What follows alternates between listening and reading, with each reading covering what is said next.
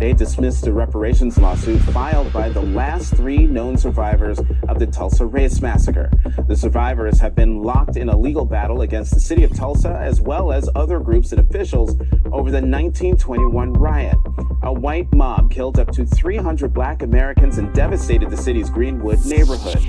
The dismissal of the lawsuit comes as some are trying to downplay the racial component to one of the most horrific displays of white supremacist violence in American history. Oklahoma State Superintendent Ryan Walters was recently asked how teaching about the Tulsa massacre didn't violate his strict ban on critical race theory. His response, you sitting down? Quote, "Let's not tie it to the skin color."